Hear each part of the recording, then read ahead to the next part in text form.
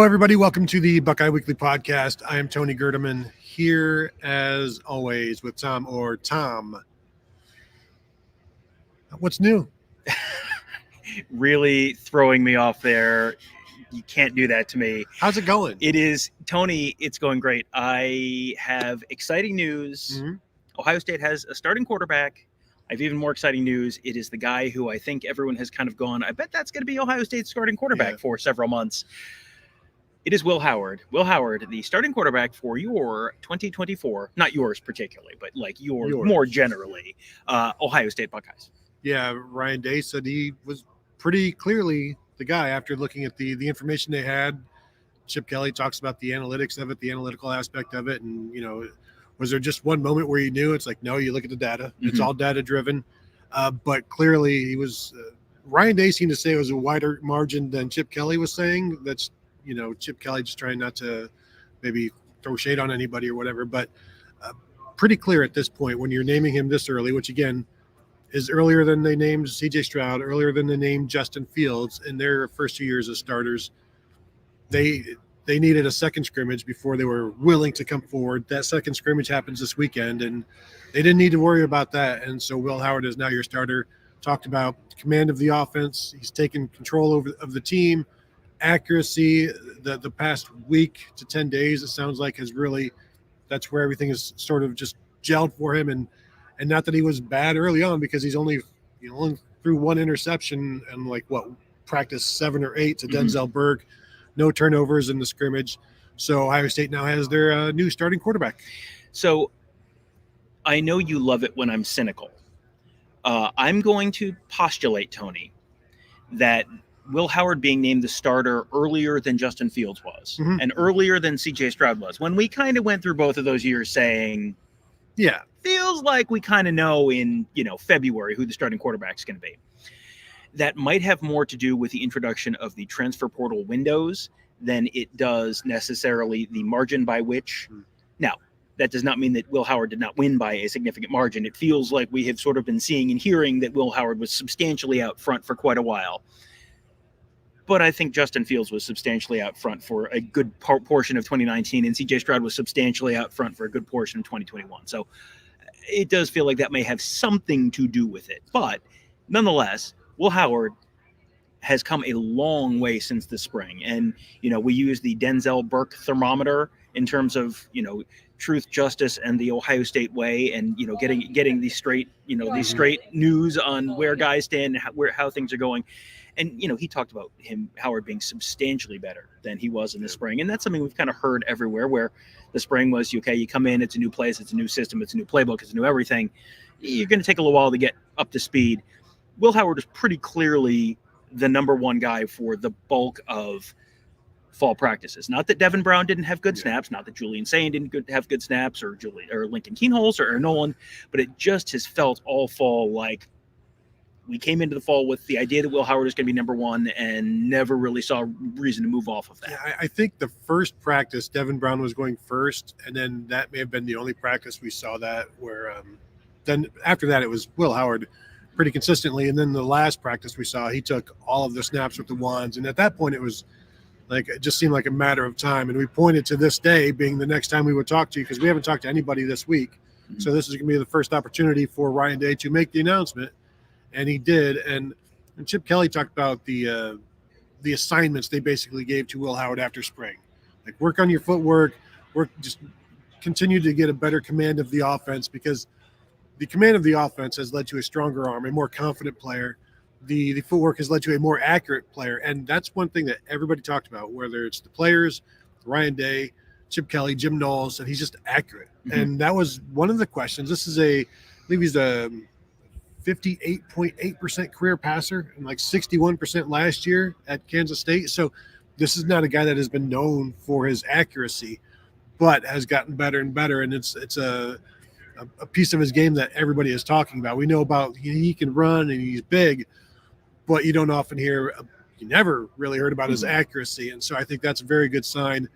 And one of the things they talk about with these scrimmages and these practices and measuring who the starter is just, are you being good with the football? Like, are you getting it, not necessarily just not just getting it where it's going, but not taking too much of where it shouldn't go, or with the situational stuff. How good are you with the situational stuff? And he's been the best with the situationals, whether it's on Chip Kelly talked about when they're backed up and they need 2 first downs before they can start being more aggressive.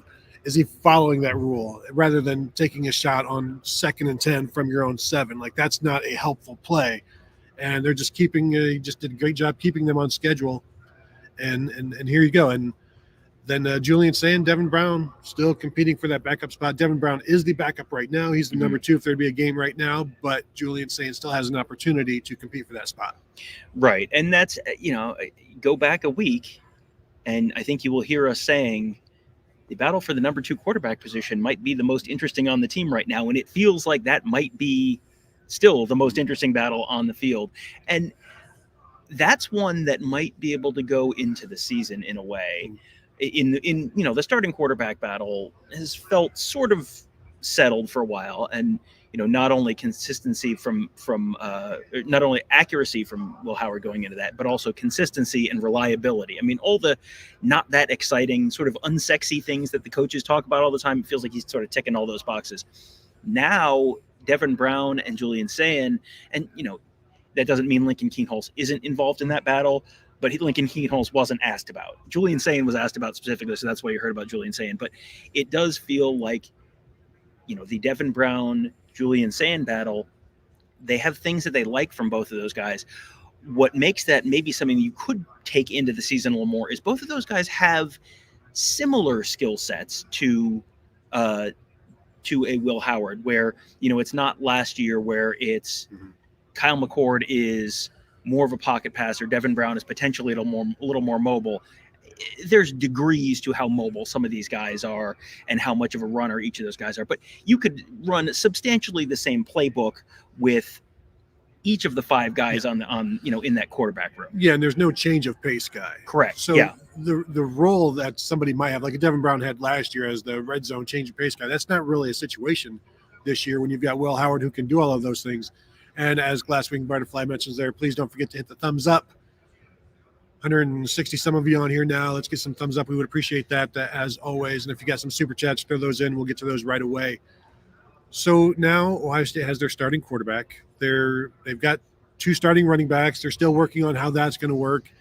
They've got their starting receivers. Ryan Day was asked about the depth there, and he was a little concerned about it 2 weeks ago, talking about we need that 4th, 5th, and 6th. Sounds like that's progressing in a way, and this was the most anybody's ever talked about Kojo Antwi. Yeah, and it was really impressed with. He said he can help them in a number of different ways. Likes his approach. Brandon Innes is probably that number 4 guy right now. I think we would all agree there. Talked up Bryson Rogers as a guy who's got really good run after the catch stuff. Just needs to continue to get stronger so he can help out in the run game as that slot receiver. Mylan Graham has been a guy that has continued to come on, and it's good. I was writing about him for tomorrow, and Ryan Day gave a good quote about how he's stepping up, and so I'll be able to write about that for tomorrow. But overall, he feels a lot better about the situation now than he did 2 weeks ago. Yeah, I think there was a very, very positive tone to a lot of the comments today, and we'll get to the offensive line in a minute because it feels like there's some very positive news on that front as well. But even, Chip Kelly, who is, not always renowned as the single most, happy-go-lucky guy in the world, he was in a great mood. He was joking, he was laughing, he's smiling. It was just the news was very positive today in a lot of ways in terms of, feeling like a few of the questions have been answered, and some of the questions that are still, somewhat unanswered in terms of wide receiver depth or, the offensive line, it feels like all of that is trending in a positive direction, which, I'm always, again, a little cynical, and I always kind of will, is it, but it's not just that they're saying the right words, it's that they're saying the right words in the right way, and it's sort of aligning with what we're sort of hearing and what we've been seeing. We've seen a lot more of practice this fall than we have in previous years.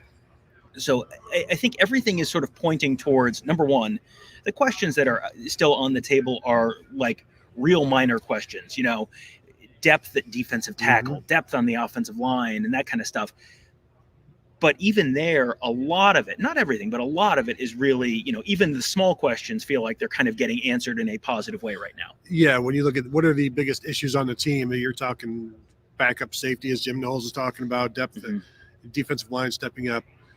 One of the questions I think is still tight end, and Ryan Day was asked about that and mentioned that Will Kazmarek is doing a lot right now, has the kind of versatility that he can be out there for the run, for the pass, do all of that sort of stuff. G. Scott's been out a little bit, sounds like recently, so that's created honestly an opportunity for Jelani Thurman to get more reps, and he's stepping up. It's still always just about consistency and that sort of thing. But Day, we talked about this before, a week or two ago when we talked to him, he was as critical about Jelani Thurman as we've ever heard him be about a player.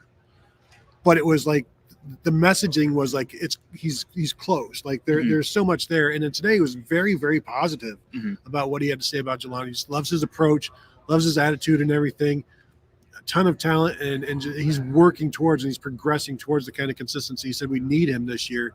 So it sounds like things are progressing pretty well at tight end. He mentioned Patrick Gerd, of course, who had a role last year and will continue to have a role this year. So I think they still want to see it all work and be in effect in a game, but it seems like things are progressing there as well. Yeah, it does. There was definitely some tangible progress in what he was saying about Jelani Thurman, how he was saying about Jelani Thurman. I mean, it wasn't a couple weeks ago, it wasn't mean, it was just sort of pointed. It was very much, sometimes coaches are talking to the players through us, they're talking to the fan base through us, but sometimes it's a message to the media. Nick Saban was great at this. Nick Saban would the rat poison thing, like he would talk to his team through the media because they know, he knows then what are the players going to get asked about. They're going to get asked about the stuff that the parents read and the stuff that the fan base read about and their classmates read about. That felt a little like a talking to Jelani Thurman through us moment a week or two ago. And it wasn't mean. It was more of a tough love thing. And that's a phrase that has been used around this building in various contexts in the past. But it does feel like, G. Scott has missed some time, it sounded like. But G. Scott, if you had to pick someone in that room who probably could afford to miss a little bit of time, it would probably be G. Scott. If you had to pick someone who, could maybe use a few more reps with the ones and use more time, like it would be Jelani Thurman. So, that may have sort of worked out well for Ohio State. No indication that there's any concern with G. Scott, and Will Kazmarek seems like he's also kind of fitting into where they want him to be, trending in the right direction. Seems like they're very comfortable with him. So again, second tight end is, in terms of questions that teams have, over the summer, second tight end was one that we kind of went, and it seems like even that is maybe sort of more settled, with third tight end now trending toward in the right direction as well. Which begs the question, who is the fourth tight end at this point, Tom? Tony, it can make or break a season. And Patrick Gerd. Unless it's Jelani Thurman, because Patrick Gerd's a third. So taking advantage of those opportunities when people are out, that's kind of the story of the offensive line right now. Ryan Day said they're getting through the illness, so it's almost done. And I guess if you're going to go through an illness in the course of August through January, it's best to do it in August. And just about everybody has dealt with it. I think he said Taker Shabola has been consistent throughout, has not had to deal with it. Sounds like he said Seth McLaughlin's been the most consistent offensive lineman of the group. But I asked him, who's your number? How is the progression towards the number 3 tackle, number 3 guard, number 2 center? And he's like, yeah, we're behind on that one. And that gets into the point where these are, first world problems that they've got right now, because everything else is getting settled, although that right guard is still not settled. And from what they had to say, like Taker Shabola has been fantastic, really, really good over the past week or so. But Carson Hinsman, it sounds like he has been just not been able to practice enough. And we've seen him sporadically when we were here the past couple of weeks where, he missed the first one, was back, and then missed some time after that. So that's still has yet to be determined. And right now, I think it sounds like Carson Hinsman has to catch up, but also like there's confidence that he can. Yeah, for sure. And Day used the phrase, it was something like a starting caliber player, that Taker Shabola is/can be a starting caliber player for Ohio State this year. Carson Hinsman at his best is a starting caliber player at Ohio State because he was a starter all of last regular season. So, you go through the depth chart, and that feels like that's the only really starting spot that's still any kind of a question. And it sounds like they have multiple guys they feel pretty good about. And I would have pegged at the start of fall camp at Carson Hinsman as very likely the starting right guard. Having missed some time, it sounds like if Tager Shabola is catching up, then you probably have your sixth best offensive lineman there, that he is in that mix. You got other guys. I mean, they talked very positively about Austin Siereveld potentially being a swing guy, guard to tackle. It sounded like Zen Michalski was making some real tangible progress. We know they've worked Luke Montgomery in a few different spots. I mean, there are, in addition to whatever, you give me six names: Josh Simmons, Donovan Jackson, Seth McLaughlin, Tager Shabola, Carson Hinsman, and Josh Fryer. Among those six is going to be your best five, whatever they end up settling on. It sounds like the Tager Shabola, Carson Hinsman thing is a lot closer than you might have pegged earlier, and how much of that is the illness versus how much of that is Shabola's improvement, we'll find out. But beyond those top six, there's even some tangible progress for some of the other guys there, which, if you can get to a point where they feel good about 8 guys, 9 guys, something like that, that's when you really are feeling good about things, because you're still, depth at an offensive line position that can derail you. If you lose one guy and then the line looks all wonky, I'm guessing a decent chunk of this audience watched the Cotton Bowl. So sort of what that looks like. If they feel like the depth is kind of getting there, that really potentially answers another one of the big questions. I still think that this is a team that has a bunch of guards and is looking for tackles. And you're seeing that with the move from Austin Siereveld from guard to tackle. He can play both spots. Chip Kelly even said he's got the size. He's tall. He's long enough. He looks like a guard until you get up and stand next to him. He has the length of a tackle. So they feel decent about that. Ian Moore, true freshman, lost his black stripe today, so that's a good sign. But overall, it's still, they can't afford to lose a tackle at this point, and a starting tackle. And the versatility that Siereveld brings, that Luke Montgomery brings, that helps. I thought it was interesting that Ryan Day's not really interested. They're not interested in moving Tager Shabola to the tackle spot should something happen. They don't want him being the number 3 tackle. They want him to stay at guard, own that position, whether he's the starting right guard or the backup, the number 3 guard overall. They just want him to stay there and get accustomed to that. So it's still, you're still going to need these next 2 weeks or so to really get that number 1 and number 2 offensive line settled. They have a scrimmage this Saturday. You can't, I don't think they're going to go too long before they have a set number 1 right guard, because you want that line to get settled. But sounds like they're progressing. Well, Chip Kelly talked about the importance of having the guys be able to work together, and having, the value of having a starting quarterback named this early is now the starting quarterback can work with the 3 wide receivers who they know are going to be starting, the 2 running backs who they know they're going to be starting, the 2 tight ends who sound like they are going to be starting. The sooner you can get those 5 offensive linemen together, working together. How often, Tony, do we talk about the need of the offensive line to gel, work as a unit? Yep. It's 5 guys working as one. You've heard us say all of these things. Tony, iron sharpens iron. Just wanted to get that in there while we're clearing doing a coverall on the cliche bingo card. We're going to say iron sharpens iron as well. It is important for these guys to all be able to work together. Will Howard has been working with the wide receivers, and I'm sure Will Howard has thrown plenty of balls to Emeka Egbuka and Jeremiah Smith and Carnell Tate and worked on their timing and all that kind of stuff.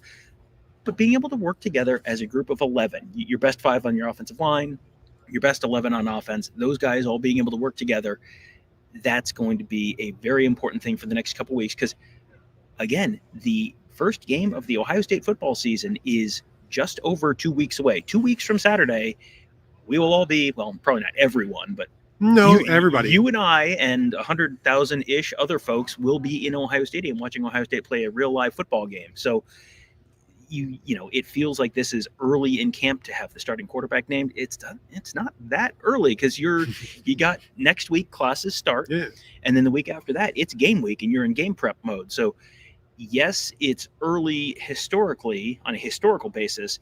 It's not that early. There's not that much time left before they're playing for real. Yeah, so they've got that known now, and they can move forward. And as Ryan Day said, it's not going to be a surprise to anybody in the locker room, basically. Defensive line, it's funny that you've got guys like Jack Sawyer, Tyleik Williams, JT Tuimoloau. I'm not sure their names were mentioned at all. Like Taker Shabola has been getting more written up about and talked about because that's the question mark. And at Ohio State right now this year, you've got some guys that are just known quantities, really, really good, but it's like, yeah, we know them. What about the second team defensive tackle? What about the second team defensive line as a whole? And Jim Knowles said Caden McDonald always shows up. And he's a guy that showed up last year as a true freshman, frankly. And so that's no surprise. Hero Canoe, the other number 2 there at defensive tackle at 3 tech behind Tyleik Williams, said Caden Curry, Kenyatta Jackson, Mitchell Melton. He feels good about any of those guys in the game at any point, those 3 defensive ends.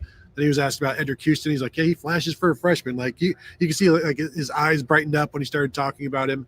So the defensive line, I still think they need more than just those 4 defensive tackles should something happen. So that's an issue. I think defensive end, I think they're okay in terms of they've got 6 guys, not including Joshua Mickens or having a CJ Hicks off the edge or something like that. So I think they feel pretty good about the situation in defensive end and the young defensive tackles they like. I just wonder if they'd like a little bit more depth overall at tackle. Almost for sure. I mean, you always want more depth everywhere, obviously, yeah. But going into a season with 4 defensive tackles is great.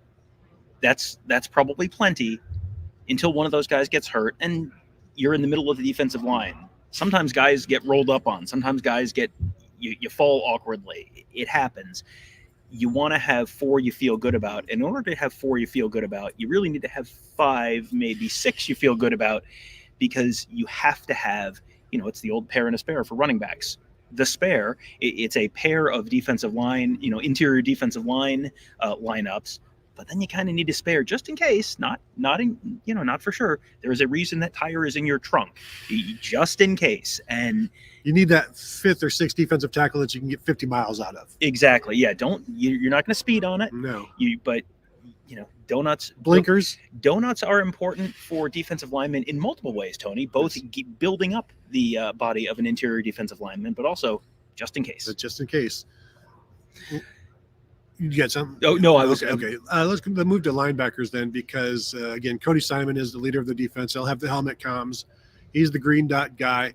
I asked Jim Knowles about if they want the mic and the will to be kind of interchangeable. If something should happen, they'd like to have somebody, the will could slide over, the mic could slide over. I asked him where they are with CJ Hicks and Sonny Styles in that. And he's like, we haven't done much of it because, again, CJ Hicks is still trying to master his position. Sonny Styles is still learning and doing the same. Like he's been a will linebacker for, 5 months now, something like that. So, and then also both of those guys also play the Sam when they have 3 linebackers. So like they don't want to put too much on them. I was just wondering how their progression was in that. And it doesn't sound like that's something they're really worried about right now.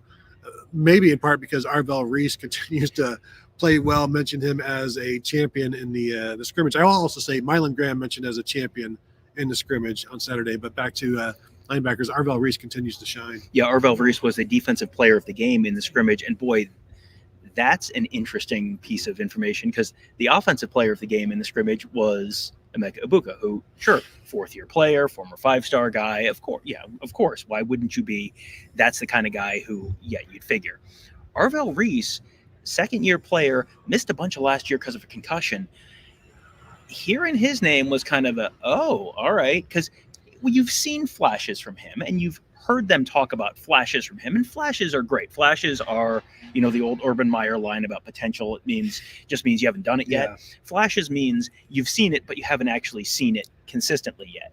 If you're the player of the game in the scrimmage on the defensive side of the ball, well, then that was not 1 or 2 good plays. That was you had a good scrimmage. And that's not from creating any cheap turnovers because there were none. Correct. Yeah, that's really intriguing to me because he's someone who they obviously like. They obviously feel like he can be some kind of an impact player for them in the short to medium term. Now, maybe that's trending a little more towards the short term. I'm not expecting him to supplant any of the starting linebackers, but in terms of, hey, you need depth everywhere, right? So that's potentially some really quality depth at linebacker. we'll see how it translates and how he continues to grow there. But for a second-year player to get that kind of accolades during the first scrimmage of fall camp that was kind of like look at that. And while we're talking about linebackers, let's go ahead and address Butch Jones. Any word on how the helmet mics are working out? Will they be helpful? I missed part of Jim Knowles' answer when he was talking about he's not really using it. He's personally not talking into it this fall camp. And then I think he was asked, are you planning to do it this season? And it sounded like he said, not really. Like, was that the gist of it? Because something happened while he was talking. I couldn't hear all of it. But I think that was kind of the gist of it. But, overall, that's going to be a help in terms of probably crowd noise.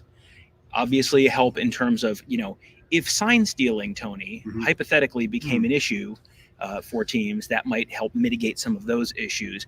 It's going to put a lot more on the Mike linebacker. It's going to put a lot more on the quarterback in terms of getting that information, disseminating that information to the guys around you. That's going to be important.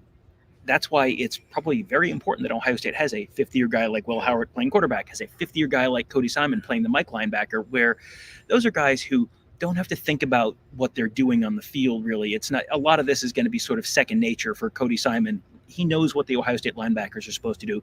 He doesn't have to think about it. And, obviously he's thinking about stuff on the field, but he doesn't have to really think, okay, what's my assignment on this play? He knows all that stuff. Having veteran guys like that could be a really important thing, because that's not a luxury that everyone's going to have. And that's a lot more responsibility on just a couple of guys. Because my thought when he's talking about how he's not really using it right now because he wants to see the players themselves handle it. And so it's like, well, at what point do you plan on doing it then? Because if you're waiting until game week or something, that's going to be a new process for them to learn. So but it sounds like they'll use it to send a play in, but like you can talk to a player up until like 15 seconds left on the play clock or something like that. But if they're snapping it before then, you don't want to be a voice in the head, as he said in the past, where you don't want to be talking to somebody while they're trying to get everything else settled. So sometimes you can do more harm than good. You just need to shut up and stay out of it. Trust your players. And that's really the kind of the focus of camp, is just getting the players to a point where you can trust them and let them go. And because stuff happens that you have not prepared for. So you want to see how they can handle it. Right. And that's something that the helmet communications shut off at 15 seconds on the play clock. So you can't be, as the play is running, yelling, hey, go get that guy. So there are some limitations to it. And they've talked about not wanting to overload those guys. Give them the information they need, but not overload them. So, and that's going to be something that probably they continue to figure out during fall camp. It feels like every time we talk to them about helmet communications, the answer is always sort of in that same realm of, we want to give them enough information, but not too much information. And I think probably everyone in college football is sort of figuring out what does that look like? What is enough information, but not too much information? Well, and as Knowles said today, like, it'll be a work in progress. They'll see how best to use it, how much of it. He was asked, is it going to be an advantage? He's like, I don't know. We'll see. And you go from there. Are we through kind of you know what? We need to talk about kick returns, punt returns, special teams. Yeah, because there was here's a comment from Terry. Coach Day, please, no starters returning kicks. Don't want to see injuries to key players. Well, I have bad news. That was another one that was a little bit of a head turner, where kick returns have just sort of gotten, this is going to be a little bit of a special teams mixed metaphor, but they've kind of punted on kick returns the last couple of years, where that has it's been a lot of standing on the goal line and watching balls sail over your head, and that's been the extent of kick returns. I was assuming you would put pick a promising young freshman or second-year player who is a skill guy who isn't really a regular on offense, and put him back there. And we heard names like Emeka, Egbuka, Travion Henderson, and such, and that was a real Yeah. I think I can't remember if he said regarding kickoffs. If he said, I think he said Carnell Tate first, and Carnell Tate was like the first guy in the spring to open as kickoff returner. But of course, there was no return there. He is not the guy that I would think, oh, he looks like a kickoff returner. Like, when was the last time you put like an X receiver at kickoff? Like, I would not expect Michael Thomas to do it or something like that. So, but we did see him in the spring, at least in the spring game, fielding a kick. And I still think that's the most important aspect of all of these returners is catching. and securing. They're more of a kickoff secure, punt secure, and Brandon Innes could be used either place. He sort of mentioned Jaden Ballard at the end there in the punt returns, but basically said Brandon Innes, Jeremiah Smith. And really, is anybody going to complain? Like, Terry, are you going to complain if Jeremiah Smith is back at punt returner? Does Jeremiah Smith stay healthy? That's really the question. And kick return is the play where statistically you see the most injuries. That's not just the returner, obviously, but there's a reason the NFL is changing its kickoff rule, and that's because of health concerns. So if you can keep those guys off the field and you feel good about other options, do you need a starter back there returning kickoffs against Akron? Maybe not. That's probably not going to be what that game not in the first quarter. On. Maybe in the fourth quarter if you need a big play. That's probably not going to be what that game hinges on. It's probably, I think you might be looking at that being a little bit of a tip-off in terms of trust and securing the ball being the most important thing. I mean, they've used Egbuka back there on punts, and it has generally been catch the ball, don't turn the KJ Hill model. Don't let it bounce, catch the ball, just play it relatively safe. Emeka led the Big Ten in kickoff returns as a true freshman, averaged like 30 yards a return. Mm-hmm. He was very effective, but then they stopped returning kicks. Punting job is still open, being competed on. You got 2 Australians and a Canadian, so basically you should be able to find somebody.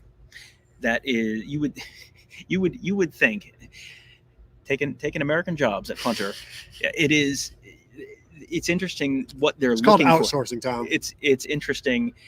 NAFTA has hit the Ohio State special teams room. It's interesting to me what they're looking at in terms of criteria for a punter, where it's consistency, it's 4 seconds of hang time, it's dropping the ball 40 to 44 yards.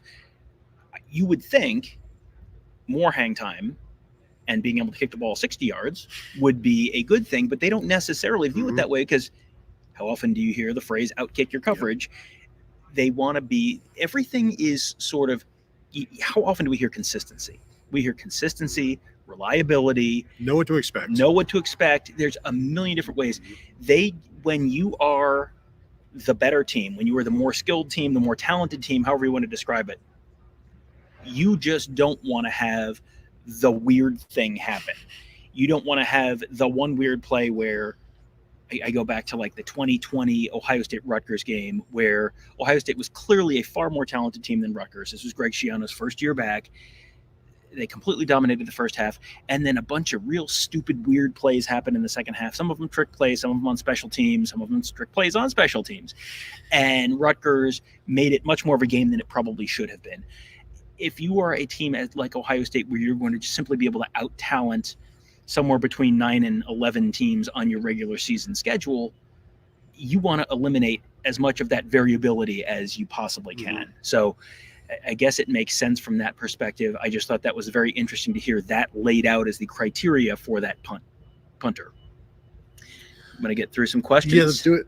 All right, let's start with Jordan Kapler. My main takeaway from the day interview was about Emeka grading out as a champion in the scrimmage with 3 touchdown catches against this defense by one player is darn impressive from the offense. Yeah, and I wanted to ask Chip Kelly about him as well, because Chip recruited him in high school. I wanted to ask, what was it? What did you see out of him then? What have you seen out of him since you got here? But of course, things ran long and we got a little shortchanged on the interview session, so I didn't get to ask that. But yeah, I mean, he can do everything that you want. And one of the things Chip Kelly did say is he helps out in the running game as well, not just as a runner, but he's not one of these small 5'9", 175-pound slot receivers that can't really do anything in the run and they hope nobody's coming their way. Emeka Egbuka takes pride in being a good run blocker, and talking about his strength. He talked about it at, I think, Big Ten Media Days, where he didn't like his strength rating on the video game because he's like, I'm 205 pounds. There are guys 190 pounds that have a higher strength rating than me, and I know they're not stronger than me. So he takes pride in all of those different things and can run the ball, can obviously catch it, can after the catch, can play any position you want. So like, that's a guy that you find a matchup for and you exploit it. And just as they did with Marvin Harrison last year, I think they're going to continue to do that with Emeka. And it's interesting that he is someone who is a little bit forgotten. Mm-hmm. He's the guy who came back, and everyone was very excited when he came back. And then you had new and shiny in Jeremiah Smith. And when you're not talking about Jeremiah Smith, it's, oh, hey, don't forget about Carnell Tate. Carnell Tate's second year. And, I've done this as well. Second year, guys typically take that step up. I think I had a soundbite about that in one of the morning shows this week.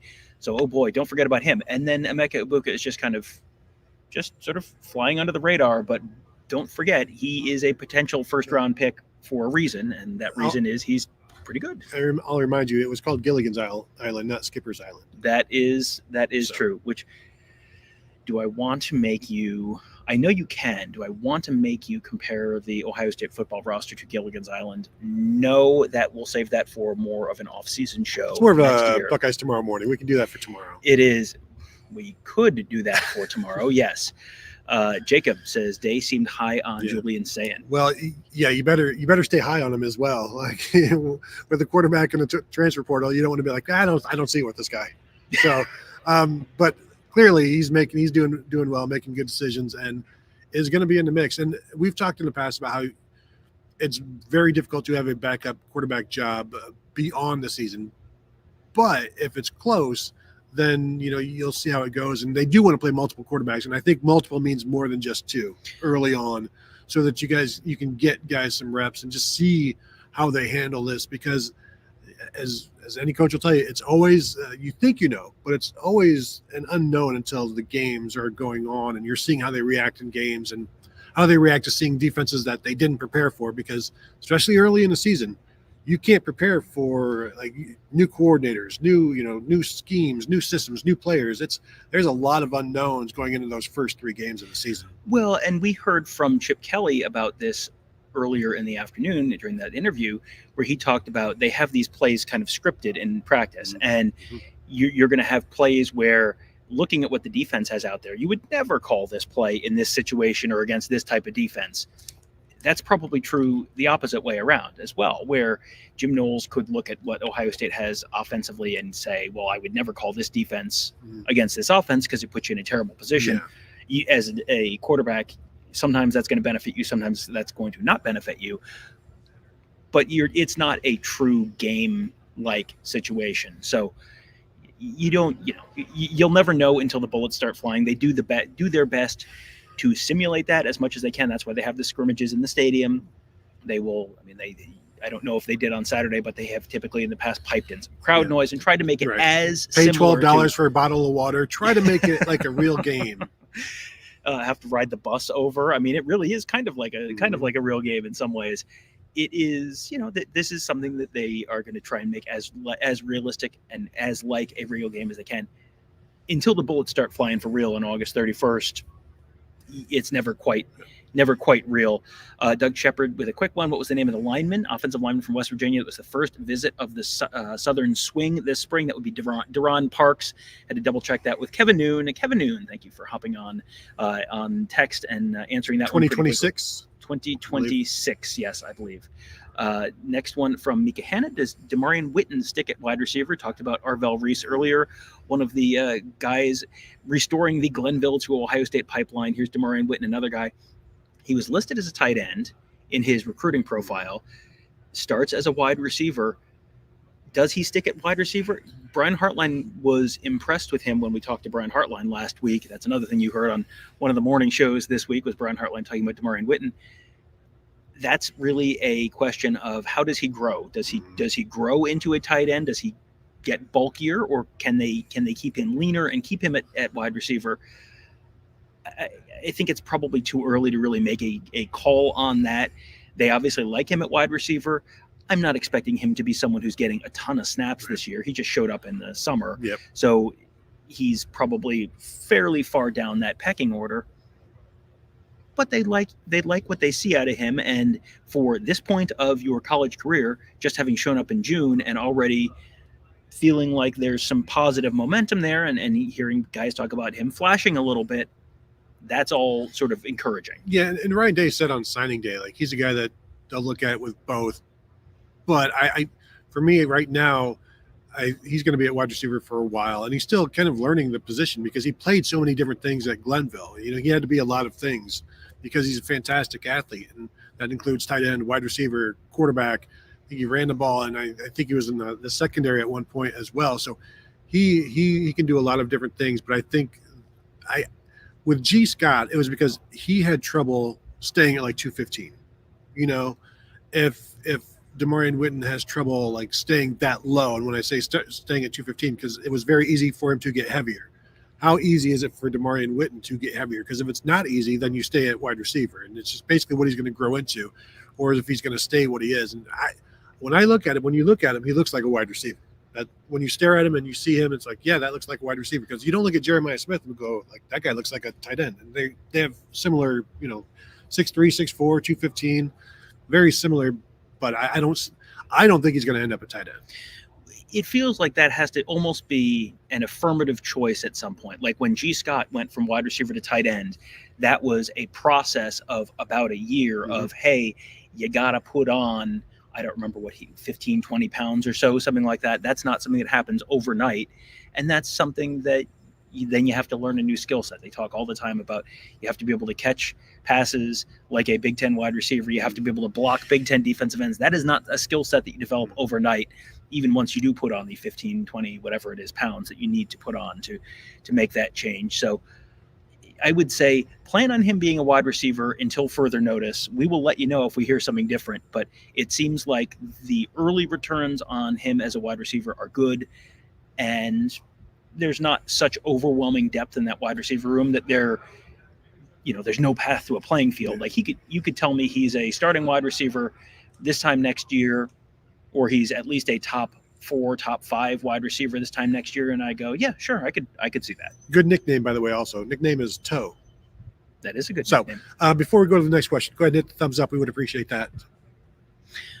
Mika Hanna says, great news about Ian Moore. If you are just joining us, Ian Moore, freshman offensive lineman, lost his black stripe.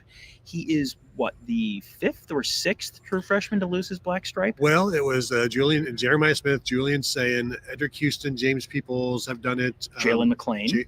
Jalen McClain, so that's 5. Anybody else? That's the question. Peyton Pierce. Peyton Pierce. Okay, 6. 7. So he's the 7th guy. Okay, so he's the 7th guy.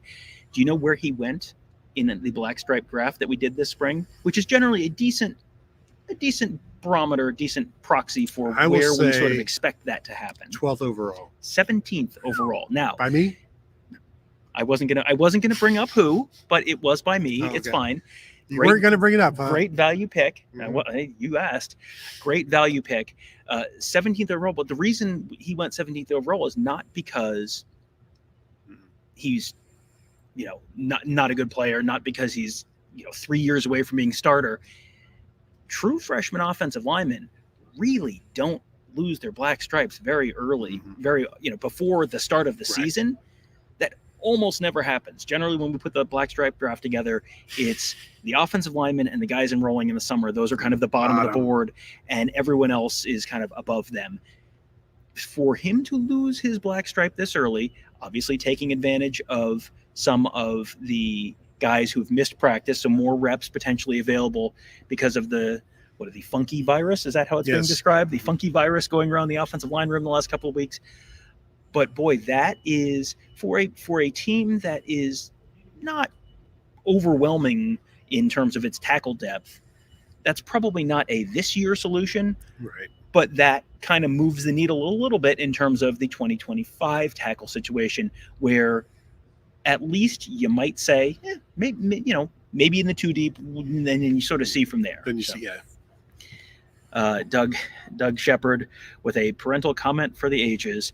I felt this one deep in my soul. Wish I could read the live chat later. I'm watching / fighting with a soon-to-be 3-year-old granddaughter that needs a nap. Just hang in there.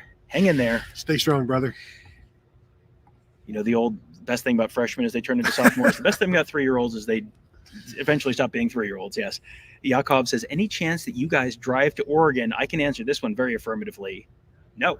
I would, unless there is a national strike involving airline folks. No. Even then, we might take the train. Yeah, well, and that's my thing. I would I think it would be interesting to take the train. You'd have to go the northern route because you don't want to just go through the Midwest. You don't want to get north as quickly as possible and then cover some scenery up there. But no, we will be hitching. We have we have flights. Good news, we have flights booked already. So yes, we will be out in Oregon. Have a long weekend planned out there because I think there's going to be a lot to talk about and a lot to look forward to there. Let's just transition right into another question about that Oregon game from Lisa Sims. Will College Game Day be at the Oregon versus Ohio State game?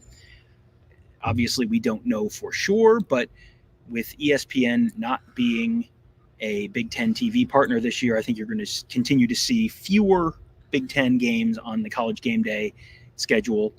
The fact that that's a West Coast game, that would mean that College Game Day starts at 9 a.m. right now? Yeah. So that would be 6 a.m. local time. There are other big games that week. That's Texas-Oklahoma week. So, Texas-Oklahoma the first time in the SEC. I'm going to bet they're at the Texas State Fair. But there was just a tweet about weddings and the weekend of October 12th, and there were lots of good games that weekend. So no, I am not expecting College Game Day to be in. There are plenty of excuses or reasons that ESPN could choose to not have it be Oregon, Ohio State without saying, well, we just didn't want to do a Big Ten game. Like, there are other good games. Question from Emeka.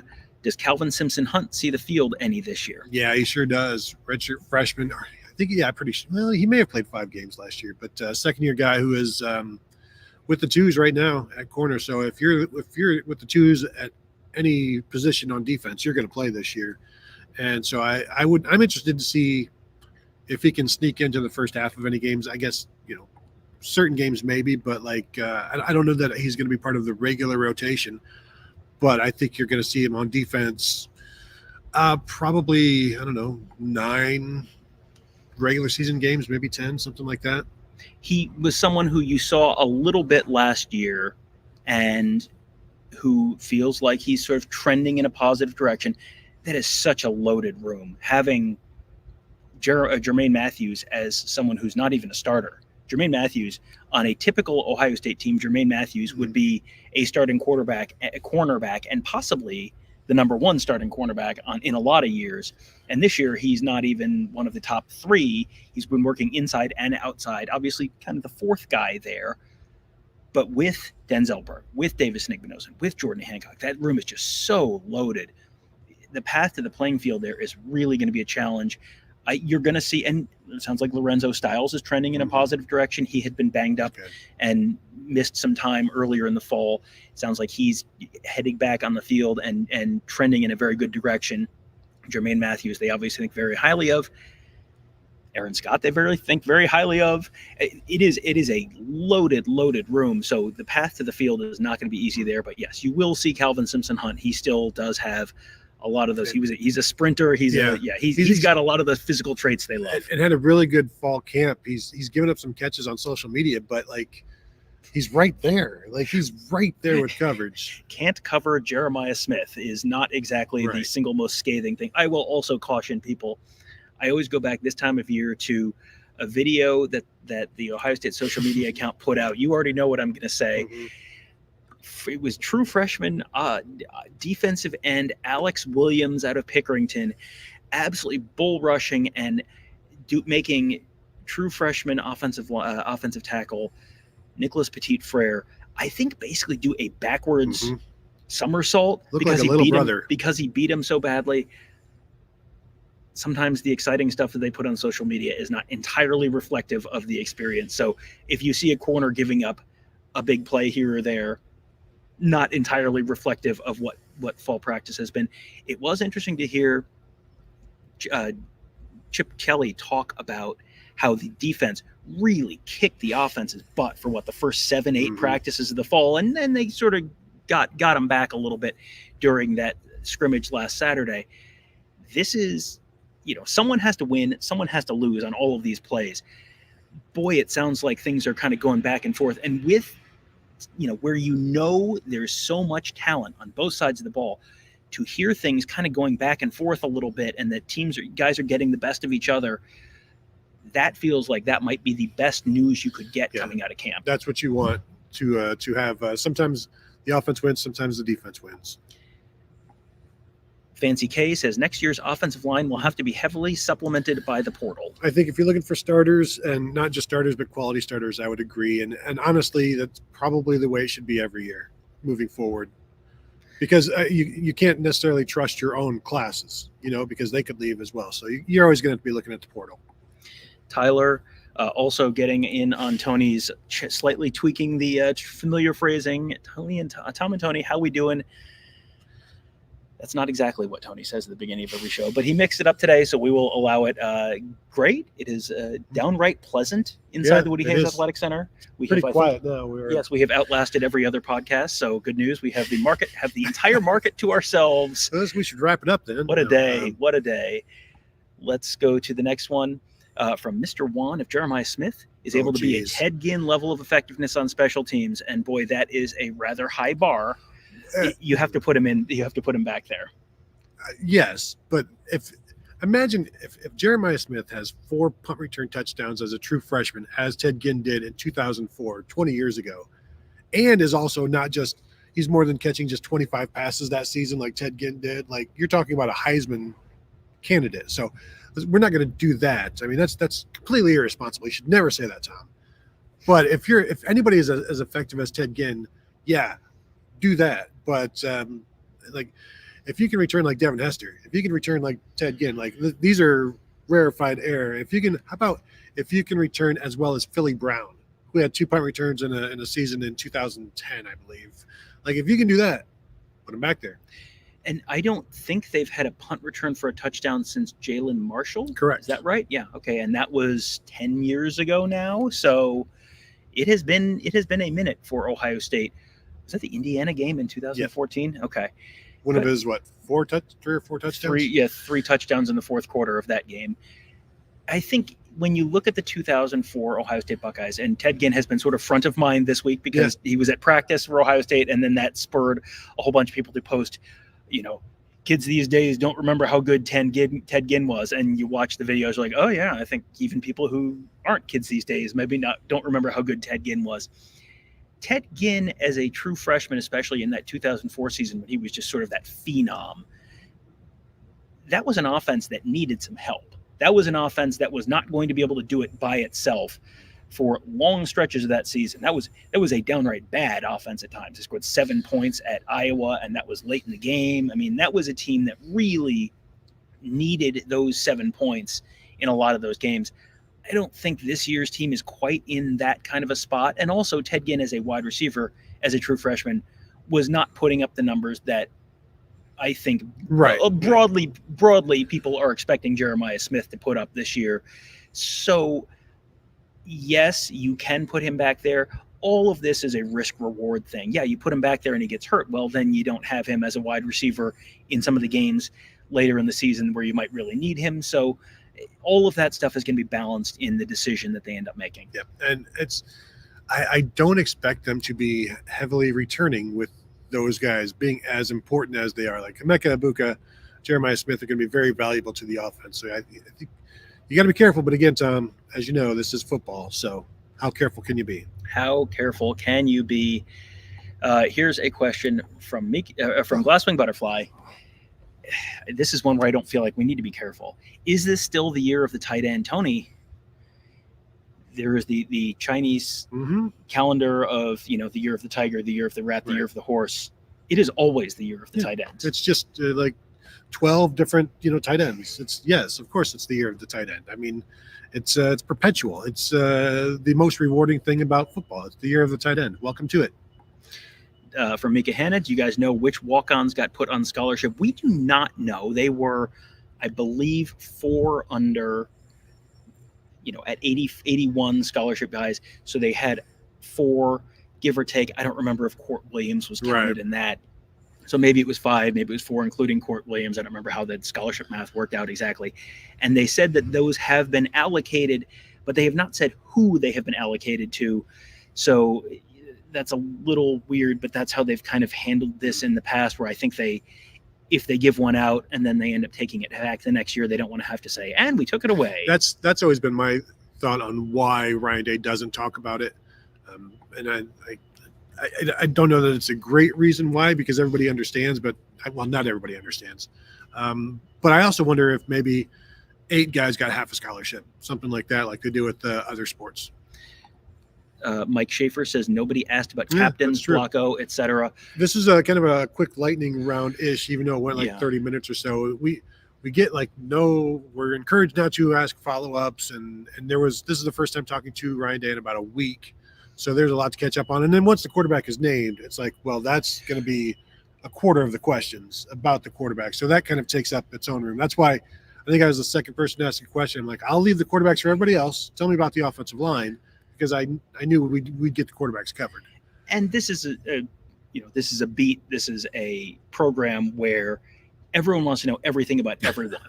There is a reason we can do Ohio State football shows basically 52 weeks a year, and it's because everyone always wants to know more about everything. So, there were only so much time, especially they were running quite late, quite a bit later than expected. I think they were at 45 minutes later than the estimated start time of 11:30 this morning. So that's going to be a factor. And I think they might have been having the quarterback conversation maybe after practice. Maybe that was one of the things that delayed things. I'm not sure. But you had a sort of limited window, so we didn't get to ask about that. We can talk about captains if we want to. I feel like Blocko, I have had the same answer on Blocko, who is going to get the Blocko jersey, basically since early January. It feels like Jack Sawyer, with the way he came on very strong at the end of last year, the fact that he's a Central Ohio guy, the fact that he was something of a leader in terms of getting all of those guys to agree to come back after last season. It feels like there are plenty of good candidates on this team. There are plenty of guys who have long track records in leadership and great in the community and all that kind of stuff. There are plenty of good choices. It just feels to me like Jack Sawyer is probably where it's headed. Yeah, I would agree with that. And Rusty Jesse saying you can't split football and basketball scholarships. I think that's true right now. And eventually next year it's going to be an equivalency sport. So you're right about that one. No splitting this year. All right. So there's that. A couple more. We got baseball players showing up. We do have baseball players showing up, yes. From the best damn pod in the land, Tony will drive to Oregon because he could stop at multiple Buckeyes. I don't think you can.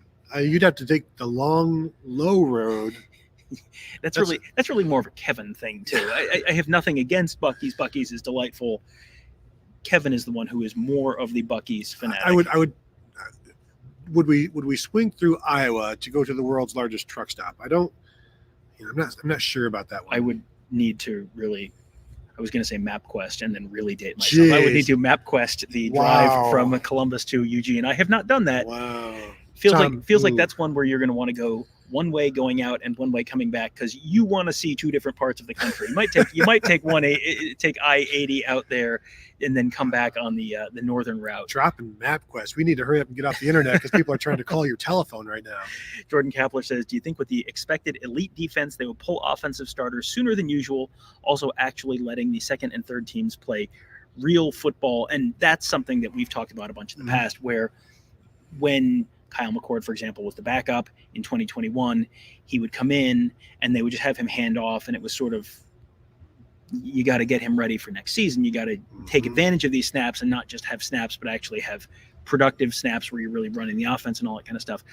I think with the, what the expectation of the elite defense, it's going to make the scores more lopsided. You're not going to have, you think about the years where they have a terrible defense, 2018, where they just couldn't get these big leads and because teams kept scoring 90-yard touchdowns. And, was it the season opener against Oregon State, I think that year, where they scored 77 points and the game was still not completely out of range in the second half because they gave up 31. That's the kind of stuff where I don't think they're giving up 31 points more than once in the regular season this year, and maybe not even once. It just feels like this is a team that the defense is going to be so good. 28 points should win you probably at least 11 games this year, maybe more, and 42 points should be plenty to feel comfortable and get the younger guys in. And I think they have seen some of the value in playing the younger guys and also getting those veterans off the field so that then you have fewer snaps, fewer exposures is the term they use. They're trying to limit all that stuff because they know all that stuff's going to add up over the course of what could be a 16-ish game season. I think with the backups, when that is happening, the second team defense is out there as well. And I keep saying they're going to give up some points. Every score that the second team defense gives up, the second team offense should be allowed to score too. Like, you just, if the opponent is going to stay aggressive, let your guys stay aggressive as well and make those plays count, make those reps count. Several people in the comments saying Cody Simon should be the blocko.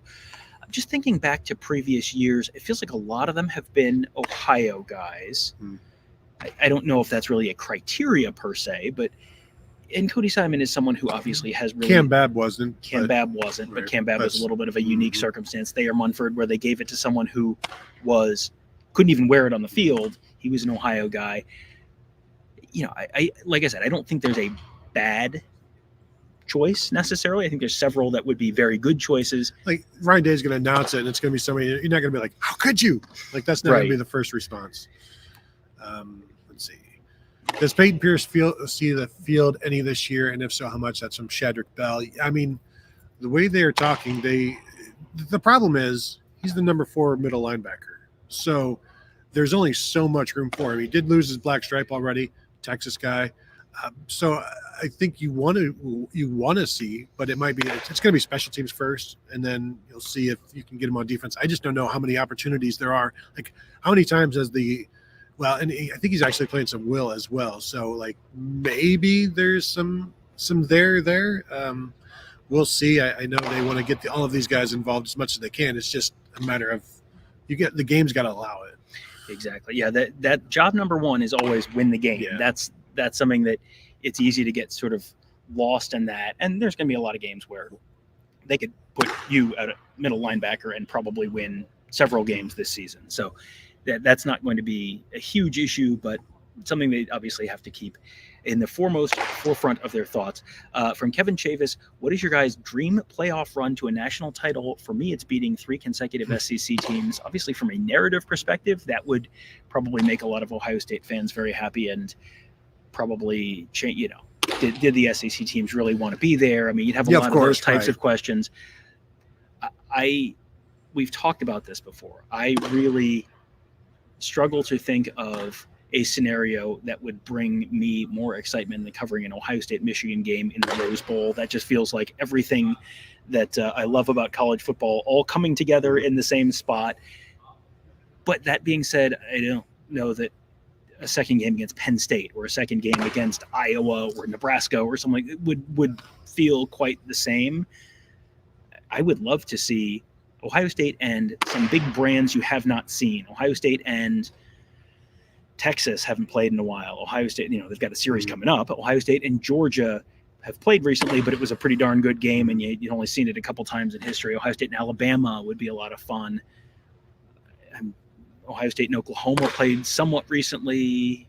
Florida State, Ohio State hadn't played in a while. I mean, do people want to see Ohio State Clemson again, or is that one dead? Is that one like Ohio State has finished that narrative? They've had that rivalry. They've moved on. They've got the championship belt. Intercontinental. I don't think that the Ohio State fan base has the same kind of negative feeling towards Dabo Swinney that they did in 2020. I mean, Dabo, that was that whole 2020 season. Other than, are they going to play the season? Will Ohio State get to face get revenge against Clemson? Was such a huge part of the narrative around that season. And I think it was so satisfying for so many Ohio State fans because of how that played out. Dabo and Clemson right now to Ohio State feel a little like the Mad Men scene where, the guy's in the elevator and he says, I feel bad for you. And Don Draper says, I don't think about you at all. When was the last time you had a thread on our board about, how much Ohio State fans hate Dabo Swinney? It just feels like it really isn't a thing. Let me give you this scenario. What's the dream playoff run to a national title? How about this? First round, obviously Ohio State's out. The next round, they face, say, Michigan. Then the next round, they face Penn State. And then the next round, they face, like, Notre Dame. Like, they completely avoid an SEC program. And the outrage that would come from that, they only play, like, teams from the Midwest. I think that would be fantastic. Well, that would mean that somehow, I'm sure at least one SEC team is going to make it in this year. So that would mean that someone lost somewhere. Kentucky, they're Midwest. We need to wrap things up right now, so we are going to say goodbye to you. But thank you guys for joining us. We have a very busy week coming up at BuckeyeHuddle.com and YouTube.com/BuckeyeHuddle. If you have not hit the thumbs up button, please do so.